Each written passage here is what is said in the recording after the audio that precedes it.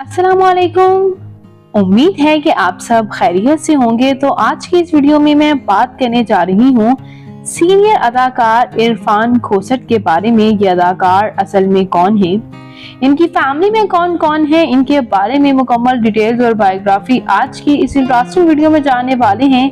तो उससे पहले अगर आप मेरे चैनल मसाला न्यूज पर नए हैं तो मेरे चैनल को सब्सक्राइब कर दें, वीडियो को लाइक कर दें और बेल आइकन पर भी जरूर प्रेस कर दें। इरफान खोसट पाकिस्तान के शहर लाहौर से ताल्लुक रखते हैं। 9 जून 1952 को लाहौर में पैदा हुए।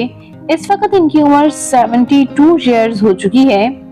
ये as a actor, as a director, as a producer और इसके साथ साथ एज अ कॉमेडियन भी सर्व कर रहे हैं। टेलीविजन सीरीज अंधेरा उजाला से इन्होंने काफी शोहरत हासिल की। इसके बाद जांबाज, नूरुल एंड से भी इन्होंने काफी शोहरत हासिल की। साथ ही साथ मूवीज की बात की जाए तो मंटो, बोल, चूड़ियां, दी डंकी किंग में ये अपना as a voice over artist काम कर चुके हैं। एज अ सीनियर आर्टिस्ट इन्हें बेहद पसंद किया जाता है और आज भी इन्हें बेहद पसंद किया जाता है। ये एज अ सीनियर आर्टिस्ट सर्व कर रहे हैं।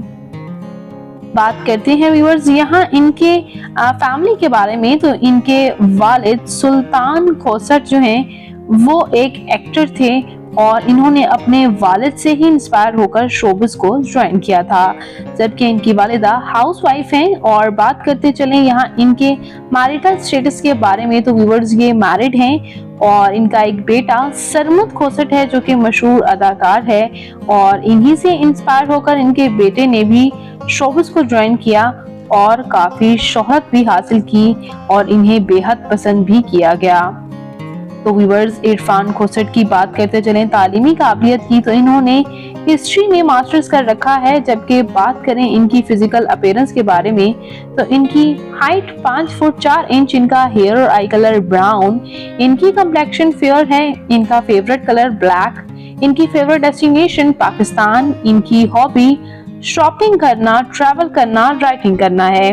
तो व्यूअर्स इरफान खोसट सीनियर अदाकार आपको कैसे लगते हैं, इनका कौन सा ड्रामा आपका फेवरेट है, कमेंट्स में अपनी कीमती राय का इजहार जरूर कीजिएगा। और मजीद अपडेट्स के लिए मेरे चैनल मसाला न्यूज को जरूर सब्सक्राइब कर लें। अल्लाह निगहबान।